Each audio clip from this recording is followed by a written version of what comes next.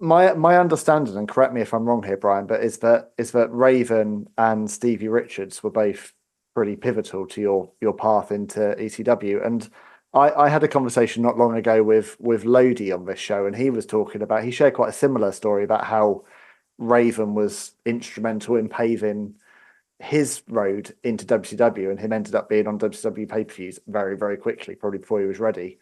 Um, it seems to me that Scott Levy, the man, not the character that we all know as Raven, seems to have played a very big role in helping a lot of talent along the way. Like, what are your memories of? I guess what are your first memories of meeting with Raven and Stevie, and is that a fair assessment about him as a man?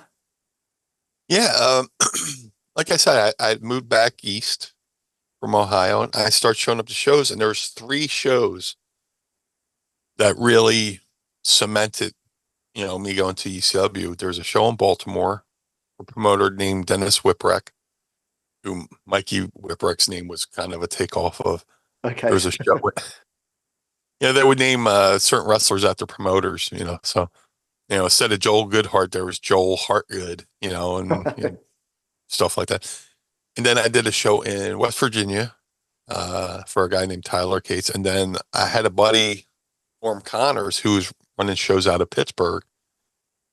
And I worked for him a couple times when I was still at Al's, and I had moved back east. And I genuinely liked him. We were both young dudes, in the wrestling business. He was a promoter. I'm a wrestler. I said, "Hey, man, I see you got two shows coming up. I know they're booked. I'm just going to come out and hang out. I'm just coming out to hang out. No pressure. I just want to be around." So I took and my car was, it was shot. I mean, my car was in the shop at the time. So I took like a 6 hour Greyhound bus ride out from Philly to Pittsburgh, and his roommates picked me up, and I went to the first night show, and he threw me a bone. He was like, "Hey, you're working Batman." There's a local, there's a local wrestling veteran, I should say, named TC Reynolds. He was like the local Doink, or Right. wrestled at TC. This night he was wrestling as Batman, and he's like, "You're wrestling Batman." I was like, "Fine, cool, thank you." And I wrestled Batman. Match was okay, you know. But after the match, I go in the locker room, and I was always taught, watch the rest of the show. So I knew Raven was on that show with Stevie. Oh, and Raven and Stevie were on shows in Baltimore, West Virginia. They were on this show as well. And Raven was working somebody I went to Al school with named Ray the Crippler Roberts. I was like, this is going to be interesting. Ray Roberts was an interesting person. He had done time in prison, and then he got out of prison and wanted to become a wrestler. And for Right. some reason, he got over like $1 million in that area. Fans just took to him, and it's like we're all like, "All right, this is cool." So he's wrestling Raven that night, and I went, "Oh, this is gonna be good." So I watched the match, and then Raven comes back through the locker room. I go, "Oh, I really enjoyed your match." He goes, "Hey, kid, nice moonsault." I went, "Oh." He watched my match. So the next day we went to lunch, and he pitched the idea for Stevie. Stevie Richards was his lackey, and they wanted to have a lackey for a lackey. And they're like, "Well, you fit the description." And they had a guy in mind, but he couldn't wrestle. He wasn't a wrestler, but he dwarfed me. But they wanted somebody who can, go in the ring, take bumps, feed in for like, Sandman or whoever. And I was like, "I'll be in ECW, right?" He's like, "Yeah, yeah." He goes, "But you have to wear half shirt Daisy Dukes." I go, "But I'll be in ECW, right?" He's like, "Yeah." I was like, "I'm in. I'm cool."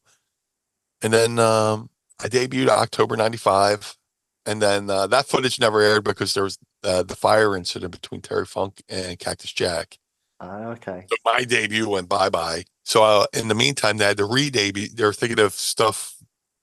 Raven was thinking of things, and he thought of the Blue Meanie character from the Yellow Submarine, the Beatles movie, Yeah. Beatles cartoon.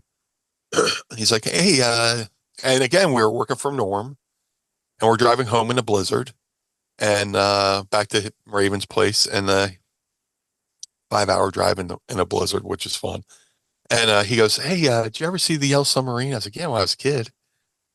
You remember the Blue Meanies? Yeah, vaguely. And he's like, "Oh, you're going to be the Blue Meanie." And he starts selling me on it. He's like, "You're going to want to paint your whole body blue, but just do your hair." I was like, "I'll be in ECW, right?" And he goes, "Yeah." I'm like, "All right, okay, cool, I'm in." And then November to Remember '95, I debuted as the Blue Meanie at the ECW Arena. And just like Al, those car rides with Raven, I've learned so much just from the art of doing a promo, from the art of timing and, letting things breathe and, stuff like that. Yes, a lot of stuff I similarly, learned from Paul Heyman, timing, doing promos, stuff like that. But if it wasn't for Raven, Stevie pitching me to Raven, Raven watching my match, and then both of them pitching me to Paul, I don't know where my career would be, or I don't know if I'd be here talking to you. I don't know where my trajectory would have gone, but Raven was a huge part of that, and I learned so much from him, and I owe a lot to him. I broke in with Al, but I had so many good mentors. I mean, every good wrestler is a mutt. They're a little bit of different leaves from different trees. So I got to sit under Raven's learning tree for a good couple of years, and he came up with so many different characters. He came up with the Blue Meanie. He helped Steve Richards. He came, Kimono Wanalaya. Came up with the Dudley gimmick. And he's always willing to teach people who are willing to listen. Mm. And that's an important thing. You got to be willing to listen and learn. I was more than willing to listen. So he's one of the best minds in the business.